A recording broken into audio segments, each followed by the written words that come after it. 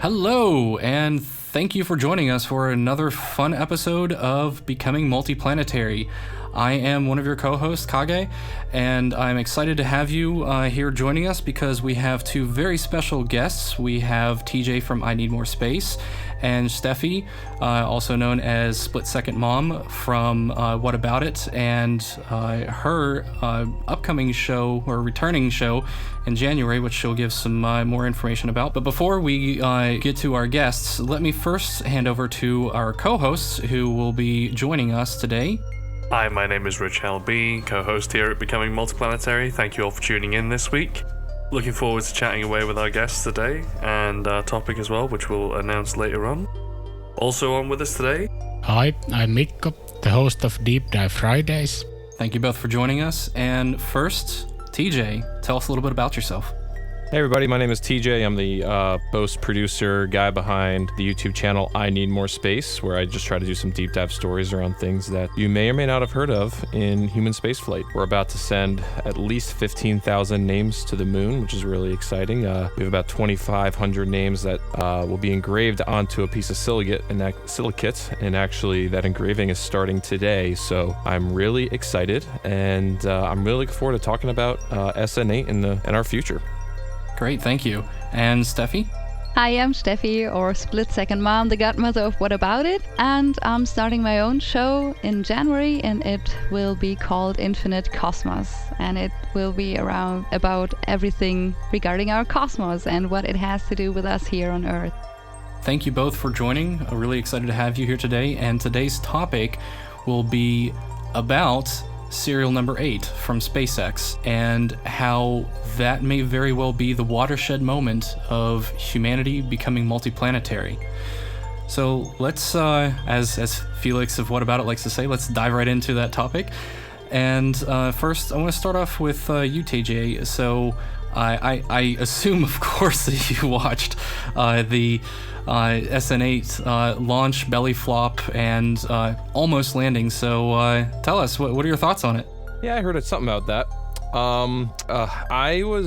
I can't remember having that level of goosebumps, but also sweat coming out of pores I didn't know sweat came out of. It was just such a visceral, amazing experience. I thought coming to this launch, it would probably be my third favorite launch of the year behind DM2 and Crew 1.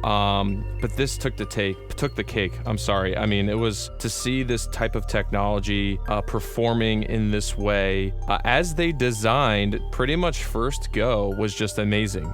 With DM2 and Crew 1, when I look back, it was an amazing experience, but I've seen, tons of Falcon 9s launch before. We've seen Crew Dragon launch before and Cargo Dragon launch before that, and having the people on board made it just more real. But this was a technology demonstration unlike anything I think anybody's ever seen. And it was just exciting to really feel like I feel like we're on the edge right now, and we're just moments away from technology pushing us off that ledge into this next level of space flight. So it was just amazing, and I'm still on this high.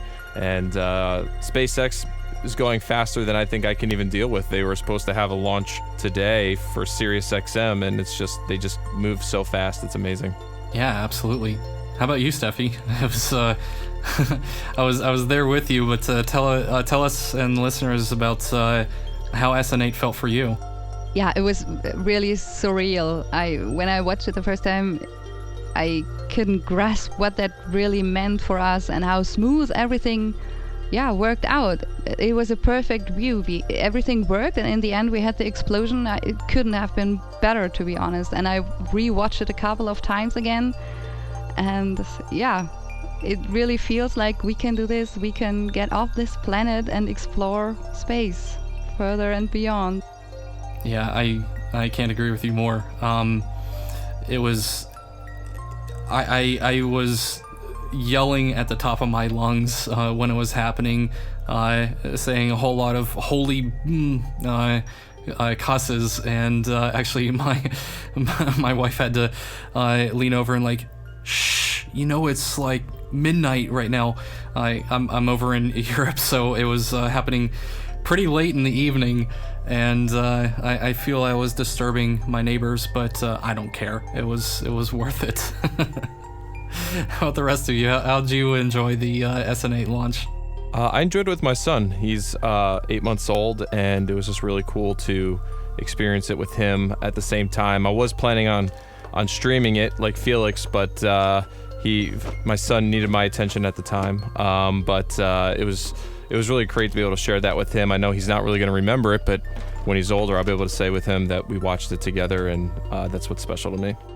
So myself, I watched it with my partner, Rebecca, and I was actually watching it on Felix's stream at the time. And I noticed as it took off, an impromptu munitions expert appeared at the side of the camera to launch some golden confetti. I wonder who that was. Yeah, that was me. That was a fix, by the way, why everything worked out so well. Because the first 2 attempts, I forgot about this confetti cannon. And then, right before it had to launch again, I even wrote to Mikko, hey, I have the fix now, and I grabbed the confetti cannon and I jumped upstairs and it did it, and then I released confetti all over Felix and we were all happy. Was Felix expecting it? No, he didn't. Nobody did. Just me. Oh my god, that's so great. I love that. Yeah, and I didn't even notice when you did it. I was so into watching SN8 go. Yeah, that whole thing. Several of us in Total Space Network, we also work closely with Felix and Steffi and What About It, and we were helping to support their live streams, plural, because there was 10.5 hours on Tuesday and nearly 8 hours on Wednesday. Was that about right? I don't know how you do that. I've done 90-minute streams before, and that's pretty exhausting. A 10-hour stream, that's viewers at home may not realize, or listeners at home may not realize, that's a real mental endurance test. And I give you all a lot of credit for not only watching it, but doing it. I think lots of coffee was something that helped. And I'll also don't forget that in the middle of Wednesday's stream, Felix also released an episode that he worked on somewhere in between all of that. So that dude is a machine. Yeah, I can tell you how we did it. It was crazy when he announced that he'll take a break for half an hour or so. I was already thinking, yeah, sure, you take half an hour break, and it was like 5 to 10 minutes every time. And I cooked coffee, and I was asking him, what do you need? What do you need? And the fun thing is that we kept our kids awake the first time, and they were awake the whole time. And then on the second day, they were so tired again. I was like, you have to watch it. And half an hour before liftoff, they finally fell asleep. So that we had to rewatch it in the morning. And thank you so much. It was so crazy. All these viewers, and without your help, we couldn't have done it. It was really, really amazing that all of you stuck with us the whole time. It was an absolute blast to support it. It was a whole lot of fun, and it was great to watch it with the whole What About It community. But yeah, let's circle back a little bit to serial number 8. So in my opinion, I think that was the watershed moment of humanity becoming multiplanetary. I think that was the precipice of where we really are taking those first big strides to moving beyond just being an Earth-faring species or a low Earth orbit-faring species, but actually moving far beyond Earth and going to the moon, to Mars, to Venus, to who knows where. What are your thoughts on that, TJ? I absolutely agree. There's been Starship, much like any other kind of advanced technology, is standing on the shoulders of giants. When you look back at the last really 65-ish years of space flight, it's taken a lot of experience and time and investment of many people and governments to get our technology to a place where we're ready for Starship, and to see that it come to fruition is just amazing. Yes, we've always had access to stainless steel for years. We've had access to electronic motors and actuators and some of these sensors, but I feel like it's in 2020, it's like we're at the perfect storm of technology and raw materials being available, but then also the right people with experience being there, and we're just literally watching it all come together at the same time. And I look back at when Starhopper was flying, and I look at the time, my mind was just melting at seeing this booster take off and land like that with ease, that seemed like. And now you look back and that's like adorable. Oh, TJ, like that was nothing, man. You have no idea what you're about to like live through. So I feel like, if I like to use physical like comparisons a lot of the time, and I liken all the previous booster systems that many great minds have created, the Atlas, the Saturn series, and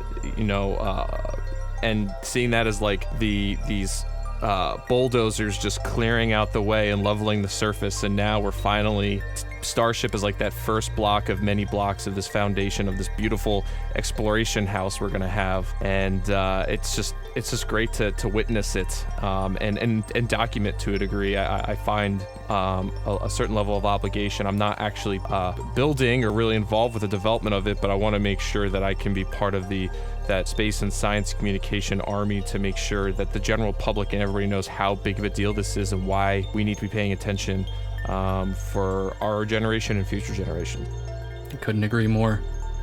How about you, Steffi? Yeah, absolutely. I mean, it's about time that we leave the planet, not only to visit Moon for a short period of time. Even Werner von Braun, I mean, he already wanted to go to Mars, and he, with the technique he had, all the technology he had, it would have been possible already, and now we even evolved further, and now there is a glimpse again that we can really do it.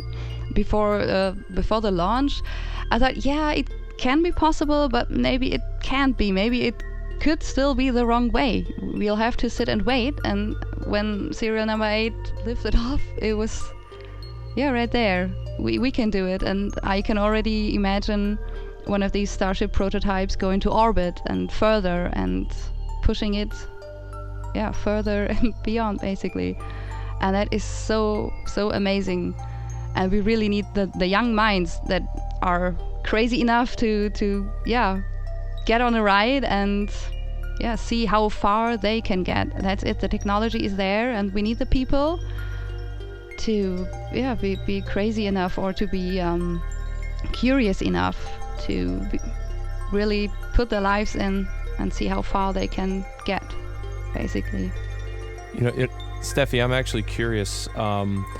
So from launch till quote unquote landing, what moment for you was like the most intriguing or incredible of all? Because there was a several series of events that happened in the launch. Was there a particular moment that really stood out to you as like hair raising, like just a extra spectacular in a way? I wouldn't have thought that they really do the belly flop maneuver, and that if they would attempt it, that that something would fail, something wouldn't have, there could have gone so many things wrong, and it just did it. When the first engine shut off, I was like, oh god, and now there's a fire, and can it still do it? And was it on purpose or was it not? What the hell is happening? Because it was so fast, all of it. My mind couldn't take it at the first view, basically. And then when it leaned over and just, it was so peaceful and so majestic as well. I think that was the most impressive thing for me. And what about you? I completely agree. The belly flop maneuver, and if anything, yes, the technical achievement of actually pulling that off was amazing. But of anything, you watch rocket launches your whole life, launching and now landing, and it's a spectacular sight. It's a massive technical achievement, but it's still like this metal thing that is, as a person, it's hard to have like any kind of personal attachment or emotion to it. But seeing it move on its own like that, like seeing the flaps move and you could see it, the computers on board thinking, it felt, as I'm watching it, I'm like, it's alive, it's controlling itself, you know? It's engines gimbaling and things of that nature, you don't really see it that clearly, so it doesn't, I don't think it translates very well to a viewer, as knowing like how technically involved the computers are, but seeing the winglets do what they were doing and bring it in, I as a viewer who didn't really know much about the inner workings of SpaceX, it looked like they flew it out so far off the Gulf of Mexico that they were gonna just detonate it. But turns out, you know, the engine outs were planned and then it flew back. So I think the belly flop maneuver just made it look real and not human-like, but I connected with it more than any other booster experience I've ever seen. So for me, the magic source of that video came from the kick maneuver. When I saw that kick maneuver happen after seeing all the engines fail, I'm like, oh, it's just gonna crater, and then just boom, out of nowhere, the engines come alive and woof, it just kicks out, and it's like, holy moly. Yeah, I'm right there with you. I think the thing that, I mean, the whole entire event was absolutely hair-raising, but the thing where I thought, for sure, it's going to fail here, was that kick maneuver coming out of the belly flop to getting vertical and attempting to land. I was sure that it was going to overshoot and flip upside down and land on its back, or something was going to go wrong there, and it pretty much nailed it spot on. Had it not been for the methane header tank not having enough pressure, that could have been 100% success. I still can't believe that happened. I was impressed with almost how slow it was moving too. You don't realize with that much surface area how much it can really slow itself down and really dial in that landing. And I was like, there's no way they're gonna pull that off. And that kickback maneuver, I was just running around screaming. It was brilliant. Did you see the video that SpaceX released on the pad of it coming down, doing its kick maneuver and attempting to land? Yeah, I've watched it maybe 60 or 70 times at this point. Seeing the engines gimbal too, when it tips over and then you're like face to face with the bell end of those engines and you see them moving like that. I thought it's like something out of The Mandalorian, man. Like, it's just, what? How is this real? And it was seen by, I don't even know how many tens of thousands of people in real life, and seeing all of those camera angles has been a really awesome experience, and seeing the locals' reactions. I want to circle back to something that Steffi, you had mentioned on about Werner von Braun, and you've done in the first few episodes of your YouTube series, you've done a few really interesting deep dive sessions into the history of certain things, how we got to certain points. So how do you feel Werner von Braun would have felt about this if he were still alive today and saw this happening? I mean, maybe other than how long it took us to get to this point again, but what do you think his thoughts would be about this? Hell yeah, what were all the people thinking? And finally they understood how important that is and what that could mean for humanity, for the survival of our race, for what we can accomplish and how far we can go, where we can look, and how far we can push science, and what we might get to know when we just leave this tiny spot because what we can see from here, I mean, it's astonishing how far we can look, but it's just a single tiny spot inside the universe, and we need a bigger picture. We need more angles to look around, basically. So I think he would be very happy to see this, and I think if he could, he would come right back to life and enjoy this time and shake hands and see what he can improve and how he could help. I think he would be very, very, very happy. I couldn't agree more. So what do you think are the next steps for Starship? I mean, other than additional prototypes and so forth. Steffi, what do you think that, where do you think that this will take us next? Well, take us next is to help SN9 up again and get it on the pad sometime soon, hopefully, with not so many repairs to be done. Yeah, and then what next? to figure out how to control the methane tank so that the pressure just works out fine and that we can stick the landing. And after that, I mean, I don't know Elon, but I think with SN9 or SN10 that he will go orbital as well, so higher. So there is something that we need to keep in mind here, and that is this is now only the second time we've seen the Raptor engines used, and the first time it was Hoppy that had them. So Third time. I believe the first was in 2019 when Hoppy fired them up. We had the Grasshopper. Then we had the two, I think it was SN5 and SN6, if I'm getting my numbers correct. Oh wait, yeah, that's right. No, Grasshopper was a Falcon 9 rocket, or a Merlin engine, right? Yeah, it was a Merlin, yeah. Yeah. Starhopper was Raptor, and then... But there were two Raptor hop tests. Yeah, we had Starhopper and we had, was it SN5 or SN6? SN5 and 6. Yeah, this was the third test of the Raptor engines, the third flight test. Then let me rephrase that. This is the first time we've seen Raptors lift something as big as a full Starship frame. Well, yeah, and them burn at this duration. I think engine 42 burned for like 4 minutes or something. So let me continue on with that question. So we know that Elon has planned at least 3-ish ideas with 3 major ideas with the Starship. There's the transcontinental flights of going from one side of the Earth to the other, which is pretty interesting in of its own. There's also the idea to have it as a way to get to Mars and back, but then there's also the moon version of Starship. And TJ, with your especially recent focus on the moon, maybe first, what are your thoughts on the moon version of Starship? How far away do you think we are, and what do you think that holds for humanity? I think if you're talking about a starship that will transport crews to the moon, I think we're pretty far away. There's a lot that needs to happen before you have a operational booster system between having that and then putting human beings on board. This thing needs to be proven out to a severe degree, especially with the added on factor that there's no launch abort opportunities.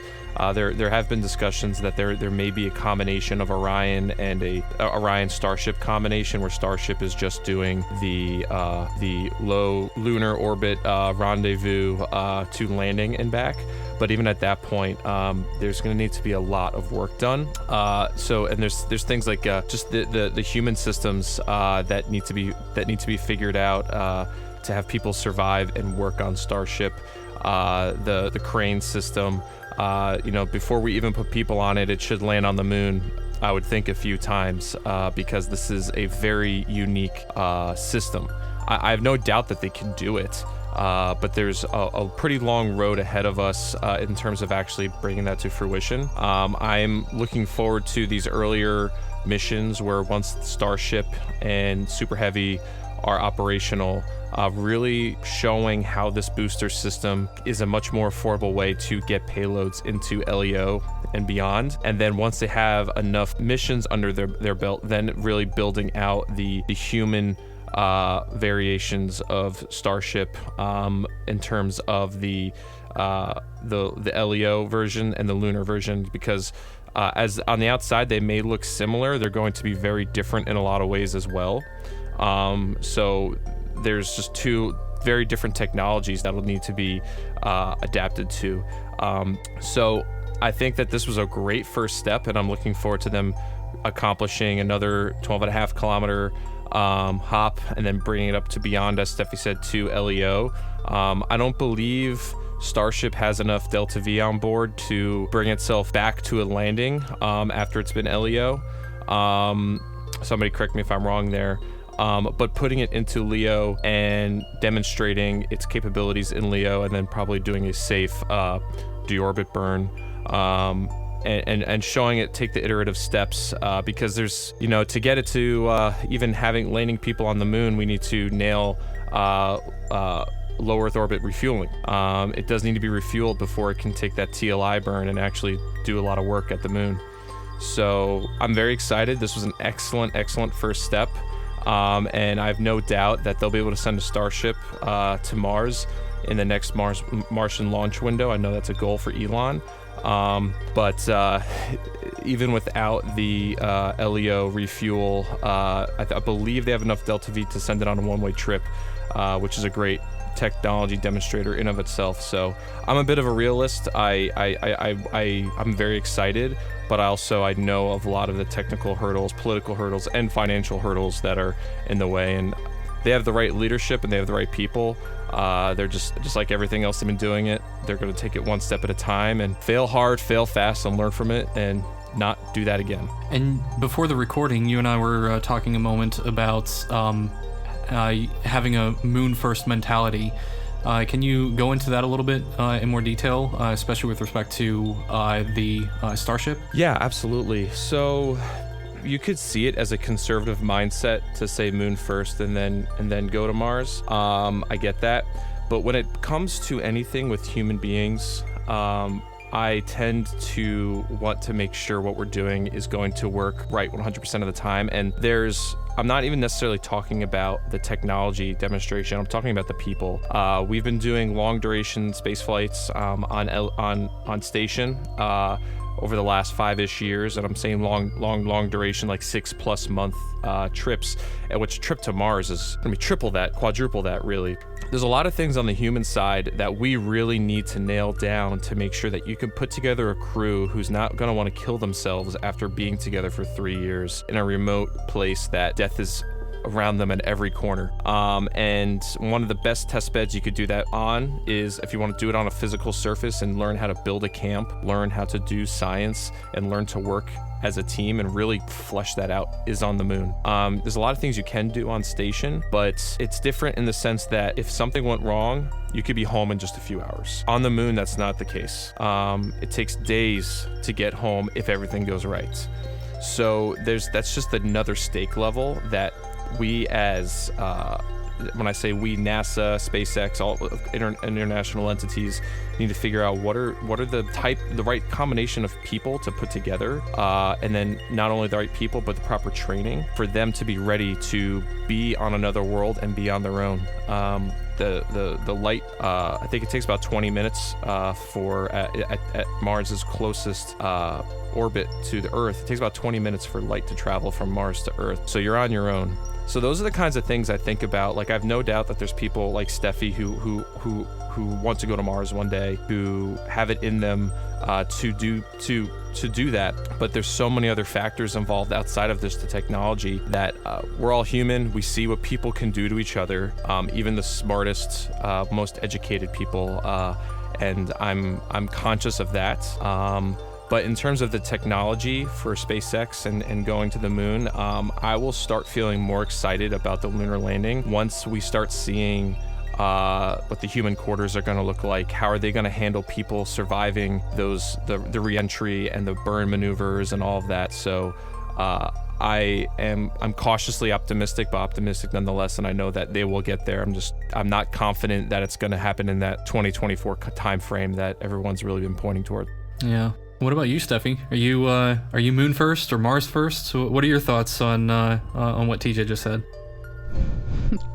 Yeah, as I said, why not do both at the same time? I mean, if NASA gives some money so we can go to moon, and I mean, SpaceX is becoming faster and faster regarding development. I mean, they're around for 18 years now, and the first Falcon flew 14 years ago, and now they already brought crew to the ISS. I think, 2024, I'm all for it. I want to believe that it's possible and that we can be, back on the moon soon. So I say, we can do it. Elon will do it. I mean, he'll just pump out one prototype after another, and he'll push the limits further and further, as he's done within the past few years, basically. Yeah, for the human factor, that's a pretty interesting factor, basically. Well, there is the base in Antarctica where they don't get any support for 8 or 9 months every year, and I think that's an interesting way to see the dynamics from all the people stationed there, how they interact with each other, how thin their nerves get every now and then without daylight, depending on each other, being so close together all the time. Yeah, and the mix factor basically between men and women going there, how they interact, and how a good mix is needed. And what I'm always saying is people that leave Earth and go especially to Mars. I mean, even if you just leave for the ISS, you have to say goodbye to Earth. There is no other way. You have to say, okay, I suck in every memory I want to take with me, and now I'm leaving this planet and I don't know if I come back. I mean, hopefully I come back, and the technology is really good from ISS to come back. It's really, really good. But if you go to the moon or to Mars, the possibility for you not coming back is very high. And so you have to say goodbye to Earth and start a new life, and you have to be all for it. Otherwise, it'll fail and you'll kill each other on the way or something horrible like that. Yeah, and especially the factor, who's gonna go first? Are that really crazy people, or are that, I don't know what kind of mindset you really take to get a good mix out of calming people, out of people that are happy. I mean, laughing is always a good cure. And scientists, yeah, that will be a real challenge, because it won't be just 10 or 20 people. You have to send more, especially to Mars in the beginning. Yeah, and Steph, you bring up a good point. The analogs on Earth have been really good for not only NASA, but there's a lot of nonprofits and things of that nature that run these analogs in Hawaii and as in Antarctica, or even in the deep in the Atlantic. I can't remember what the it's like this deep sea, not even deep sea, but the underwater station that astronauts will go to train in. There's some really great analogs where I know that there's already psychologists really analyzing and figuring out what are the right people to put together. But I love the optimism, I really do, because you need that mixture of folks like yourself and folks like myself to make sure you have all your bases covered. And I think what really is so important for me is, I mean, I have kids. My husband always said he'd never go to Mars because he has kids. I say I have to go, or we have to go to Mars because I have kids. And humanity won't survive on Earth for very long in space-time saying. But if we really can, move to Mars and, move to other planets, humanity can survive way longer. And that's the step we have to take. And that's a step I think we have to hurry with, because we don't have forever. And nobody knows how long we really have here. I mean, with all the stuff going on, when's the next mass extinction event gonna happen? Nobody knows. Can be very close, or we can have some 100 years, maybe even 1,000 more, but we really have to move now, especially because we have the technology now to do so. Sure, I agree with that, and I think that there's two thoughts to that era, for the concept of exploring beyond terra firma is preparing for that next potential extinction event, but also learning more about where we came from, how the solar system, how the galaxy, how the universe works, and how can we take advantage of the resources and new technology that will develop as we discover those new resources to improve life on Earth, and maybe even prevent that extinction event if it's an asteroid, if it's from carbon emissions.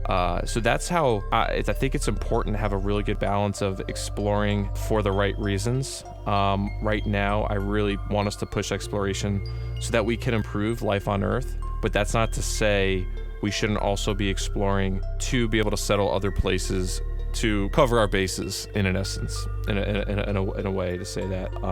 So yeah. I completely agree. We need to be multiplanetary at some point. But Steffi, you said about moving to Mars. So at what point would you be confident enough in Starship to take your family on a ride? Would it could even be just Earth to Earth or moon vacation? Oh, yeah, Earth to Earth or moon vacation. How confident? Oh, that's a That's a mean question, because I don't know if you have a word for that in English, but I'm a hen. Yeah, it's a hen, right?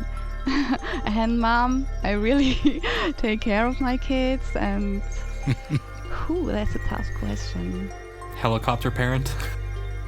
No, I'm not the bad type of that. They can explore and do all sorts of crazy stuff. But if they fall down, I'm always there to catch them.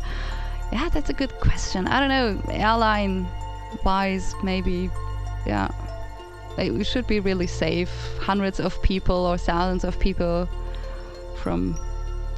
would have had to take a ride before, I think. Yeah. So you're saying when you compare airline levels, several flights per day, reliably and predictably type deal. Yeah, something like that. Exactly. I mean, and on the other hand, you can always die. You can go outside the door and a car will hit you or whatever. But yeah, it should be relatively safe. And DJ, at what point would you go to a Starship ride, and would you ever take your kid on a ride? So I would never take my kid on a ride. I would want that to be their choice. So I'd want them to be of that age to be able to make that gamble on their own, so to speak, because it is such a new technology. I mean, it's, I think about, asking somebody in like 1941, like, would you take your kid on an airplane, but still, for my kid, I wouldn't take him up until he was of the right age. For myself, I don't even think I need it to be that. Maybe this is where I'm actually on the extreme and compared to the Mars First group, is where personally speaking, I'd want to really examine that technology and understand how the safety procedures work and what are the secondary or third level redundancies in the system, so I felt confident about survival. But I would actually be fine with being one of the early groups or early people to ride on Starship, mainly because I know the people who are building this system really care. They really care about the people. You can really see how Crew Dragon was handled, especially after the anomaly, after the explosion of the first one. I know that the people at SpaceX care. I know that Elon cares, and that for me weighs a lot. Now, I'm not saying I'm going to go to Mars. I would be fine at the furthest going to the moon, I would say. But that being said, I would be okay personally being on one of those early missions. Not that I would ever qualify, but for all you know, they're just going to want bodies in those things to test it out. So I'd want to be on that list. I don't know if I would join you on the moon mission, but I mean, if I could see the curvature of the Earth with my own two eyes, not that I don't believe it, but I want to see it myself. If I could pass the Karman line, even just for a brief moment, that's my one and only bucket list item, really. Is I want to experience that. Oh God, yeah. Here. Yeah, maybe they'll come up with something for scared people, like die on a rocket or something like that. Like when you're old, really, really old. Yeah, exactly. Like not your crematories, but you can even die there. All good. A new form of euthanasia. Does your state or country not allow euthanasia? Well, in space, there's no country. So, something that I want to make a mention of here. We've heard lately that Elon might be looking to make a cargo Starship run to Mars roughly around the 2022 mark. And I was talking about it recently and thinking that it would be really taking the initiative as such if he would use this to pre-plant some materials needed for a Mars base. What do you think of that? When you say pre-plant, do you mean actual plants or do you mean technology? No, just like ship some cargo over there that could be used for a potential Mars base when they do send people over. Yeah, I think getting robots involved as soon as possible for assembly and for setup is critical. There's been some really cool developments in using Martian and lunar regolith to build structures, 3D printed structures. I think that's a no-brainer.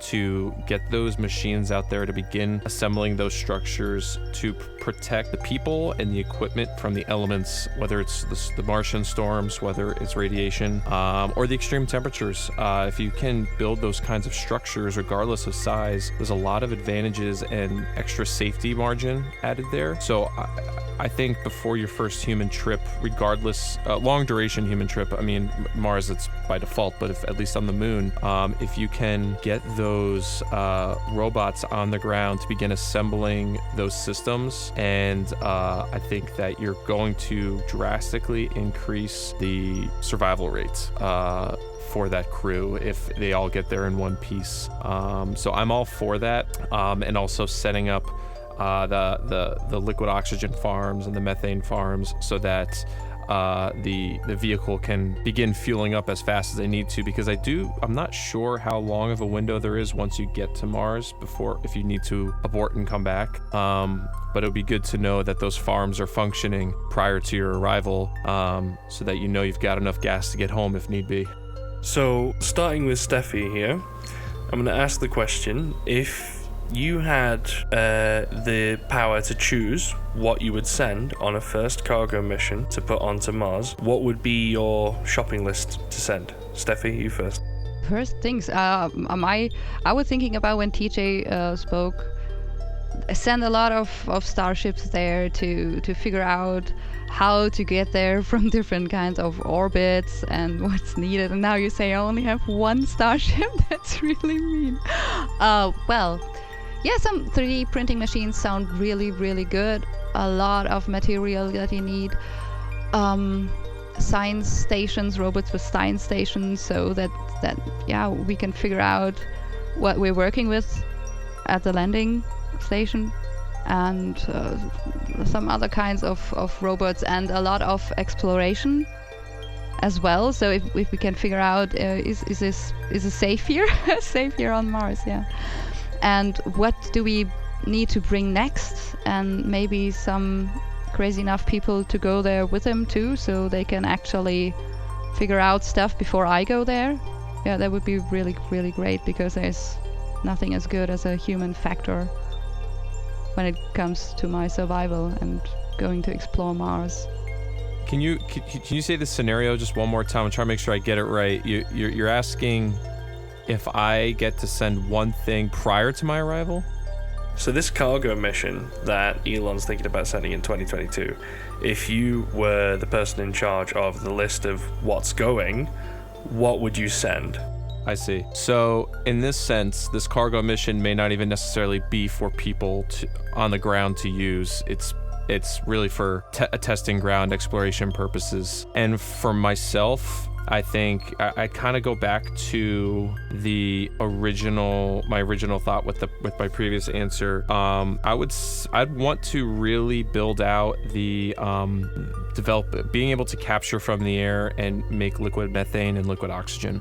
Because if you can do that, you've got energy, you've got potential drinking water. There's a lot of uses from that. So for me, once that thing gets on the ground, I'd want to actually see it working in the Martian environment, to actually get readouts and actual measurable amounts of information, measurable amounts of actual fluid, so that we can begin figuring out that next trip. So that's probably priority one for me, is making sure that we can use in situ resource utilization and dial that in, because that's the golden ticket. If we can nail that, Mars is only the beginning. I would send a Tesla just because trollololololol. Which one, though? Well, considering that the Teslas spell out sexy, I would send all four, because I wouldn't want to have a sexy starship. Trollololololol.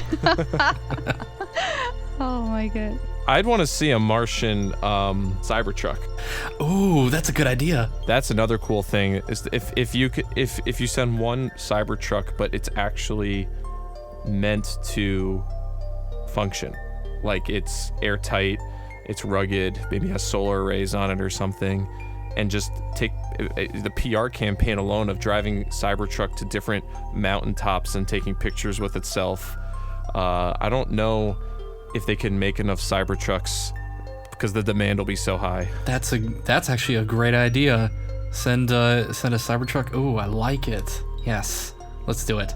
Yeah, or better, like I would have said before, send a lot of starships from a lot of different Earth and Mars orbits just to, experience as much as you can to get all the data out. What could go wrong? Yeah, that would be really nice. And to stick the landing too. So we have one of our listener questions actually. Stinger NSW asks, if Werner von Braun was here in our time, do you think he would be working at SpaceX with Elon, or would they clash, i.e. would they have different visions or a common goal? Oh, I think because, a lot of great minds are very unique. I think they wouldn't become friends, really. Maybe they would work together, but I think they would even have different companies and try to outdo each other. I think that I've done a lot of research and some videos on Werner von Braun, and assuming he grew up in the same era as Elon, I'd like to think that they would have similar goals in mind. Just if you think about the 1950s and 60s, just somebody coming up with the concept of a Saturn V, just ridiculous, just in scale and in the complications that go along with assembling and operating a vehicle like that. And it took at that time the right kind of visionary and the technology and the financial support to pull that off. And Elon is working off of the shoulders of people like Werner von Braun, who had those kind of radical thoughts at the time and executed on it to a degree that is still astonishing to this day. So having Werner today, I'd imagine he might even be going even more extreme. But I know Werner was a big fan of space stations, in a variety of degree of space stations, and creating artificial gravity. So I think that Werner may have actually been more of a moon first type of person, but would want to create insanely large space stations to get people off Earth and living off Earth. Whereas Elon's more about the Mars sustainability. So both doing amazing things in space flight, but would have different focuses, but also equally as extreme. It's like part of me wishes that funding kept going, so von Braun and company could have built the Nova rocket, and gone bigger and better. But one can dream. And we have another listener question. This one is from currently named Framnog, Framrick, who has joined us from time to time on this show. And he asks, if the Starship makes it into orbit in 2021, maybe refueling in 2022, do you think the space industry and governments will finally take notice? Steffi, let's start with you. Well, they will take notice. Even NASA is pitching in more and more with SpaceX, and they cannot not notice, right? If Elon really pulls it all off, and he already said that he wants to send all the rich people to Mars, that would be a good idea in a lot of perspectives. But they have to take notice because they are not dumb either, and as soon as you can earn money with it, and when you go to space and can do it sustainably, you can go and start mine asteroids and so on and so forth, and of course they'll jump on the boat and try to make profit out of it. And then you have, if you really start a colony on Moon or Mars or wherever, what kind of politics do you want to have there? Which player will be the first there? How are they ruling there? So of course they will jump on that starship basically, or on the train. They must. I think that governments have taken notice. They're there, but there's some reality things we have to think about. They have payloads they need in space right now, whether it's for national security purposes, whether it's for science or exploration purposes or communication purposes. They can't wait on Starship. They need to put that stuff in space now, and it's for all of it. It's for the betterment of all of us. So some of them are tied down still to legacy launch providers because of the necessity. That's what they need. They need to put their stuff in space. So I get that. But they're paying attention. They're absolutely paying attention. And the legacy launch providers are paying attention. ULA would not be working on a reusable Vulcan if it wasn't for SpaceX. And I know Blue doesn't really put out that much, and there's actually some interesting, internal bouts that they're having right now. But Blue is the next one up to be competing for the medium and heavy lift capabilities. Starship is that next step, and I don't think that they're going to have any issues filling out their manifest once they have it open for business. So I want to make sure that people understand that governments are paying attention, companies are paying attention, but there's not much else they can do until there's actually a product to purchase. And right now there isn't. I don't think Elon is even looking for any private funding right now, because when you do that, you give up some level of control usually. And he's not short on cash, let's be honest, right now with the way things at Tesla are going. I know that he has folks like Steve Jurvetson and others who were early investors in SpaceX and helped it get off the ground, so to speak. So people are paying attention, they're there, but it's just like, I'm sitting here waiting for when I can buy my first electric car. Now I can do it, but I've been paying attention before I was even able to.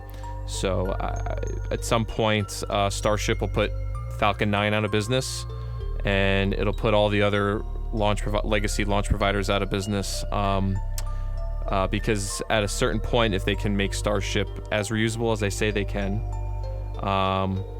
even small launch providers should be afraid, because then it'll be cheaper just to send a Starship up than, say, an Electron, because you're just paying for gas and maintenance at that point. So we've got one more listener question to take before we wrap up for the outros, guys. And this one's from Susie R, and she's one of our patrons here at the channel. And she asks, how do you envision the settlement of the first colony on Mars will happen, and which provider do you believe will get it done? Now, before I pass it to the floor, there is something I'd like to point out on this, is we have spoken with people called Nexus Aurora in the past, and they actually won the Mars Colony Design Award that happened recently, so that would probably play a part in this question as well. So we'll start with TJ. How about you? I think fundamentally it's going to be a multi-country approach. I think Elon is going to, once he's like, all right, we're ready for this, I think that he will look for partners in order to fund this endeavor so that he doesn't have to bet the farm on it, so to speak. He can still keep developing SpaceX the way it needs. So I think there'll be a multi-country effort, and also I don't think it's all going to be riding on the shoulders of Starship. I'd like to think that the likes of China, the likes of India will be able to send ahead of time a lot of the supplies and technology required to help build out that camp, because if you really want to make that first permanent presence, you need a lot of stuff. You need a lot of people, you need a lot of supplies and things set up. And SpaceX is one company, they can only spit out so many boosters, but if as a planet, as a human species, if we can unite behind that and mobilize ourselves, I mean, hey, maybe the way to look at it is maybe, yes, we're building in Boca Chica right now, but how many facilities will be building Starships in 10 years, What kind of partnerships can Elon and SpaceX take on to bring it to the next level so that they can scale and do it? So first, I think it'll be a multi-country approach in terms of the people that we send and the technology. And it's going to be a meager existence for a while, likely. I'm hoping that the early robots we can send can make it less rugged, but I think that it's going to be like the Wild West. Learning to live off the land, learning to get along with strangers from different places, and and with the right group of people to say goodbye to Earth, likely forever. Okay, and Steffi, how do you envision the settlement of the first colony of Mars will happen, and which provider do you believe will get it done? I don't know which provider can make it done. I don't know if you could, be able to say that right now, but I think it would be painful and bloody, because in human history it's always been painful and bloody when people settled somewhere else, and it's dangerous too. So yeah, we don't know which kind of people we send there. We don't know how many people or starships it will take until we really manage to have the first colony there that's partly self-sustainable or doesn't die as soon as one thing goes wrong. It's really hard to say, but it's, when the Europeans traveled the oceans, I mean, all these crazy stories you gotta hear because it's unknown territory. And I think it will go kind of like that a lot of people want to go there and step into the Starship this time, and a lot can go wrong, and a lot of people and starships can get lost. A lot of people may lose their lives, and even if you make it to Mars, there is so much that can go wrong and so much that has to be done until we can live there. And I don't think that humanity can someday terraform Mars so that you can go outside and enjoy the view and breathe the air. I think you'll always have to wear a spacesuit, to be fair, so it'll always be a little bit dangerous, but people can adapt. And I think I'm a fan of genetics. So we have to enhance the people that go to Mars. So we have to do a lot more research on genetic enhancement and how to give our body the notch needed to better to play a little bit with the nature, to give it the notch to enhance better and faster, basically. I'll end with that. I think she said something really interesting when she was talking about the European explorers, and something that is going to be unique with this exploration prior to even what they did is that you're going to need people who are explorers at heart, but also have the technical expertise to survive and to create that civilization to a degree. Can't just be anybody off the street, but that is going to be that central element that they're all going to need, is to be explorers and to be able to ask the right questions and to be able to live by themselves, because just because you're a scientist, a doctor, an engineer, doesn't mean you're an explorer. And just because you're an explorer doesn't mean that you have the credentials to play the right job in that kind of civilization, early on at least. So it'll be an interesting mix, and I'm excited to see how we find those people. And as well, if you go there, you fastest can find a solution to a problem if you really must, because your life depends on it. So I think as soon as we send the first people there, we'll be able to leap forward, because the people don't have another option. There's just come up with something or die. Sink or swim. And that's about a wrap for this week's episode of Becoming Multiplanetary. Also, to note, this will be the last Becoming Multiplanetary episode of this year. We'll be taking a brief break and returning in the next year. So, with that, I've been RichLB, co-host of Becoming Multiplanetary. I'd like to give a shout out here to our Patreons. We have Jishwan and Sebastian, Gio Pagliari, Framric, Susie R, and Marco. Thank you all very much for your contributions. They really do help us out here at Total Space. And I'm going to let the others say goodbye here now. Hey everyone, thank you so much for joining us for this wonderful episode of Becoming Multiplanetary.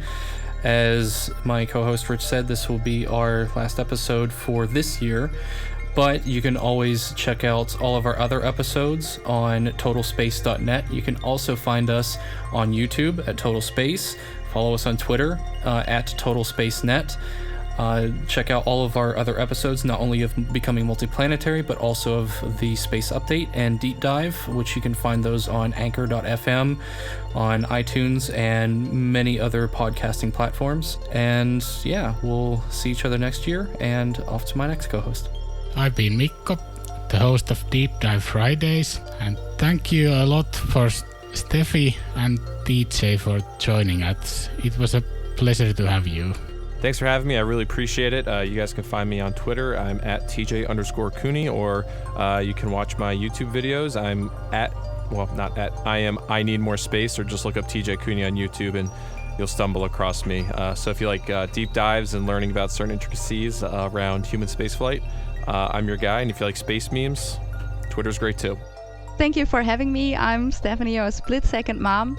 And if you want to have more information about my upcoming show, Infinite Cosmos, just check What About It and we'll keep you informed. And once again, thank you all for joining us. Have a great holiday season and a happy new year. We'll see you next time.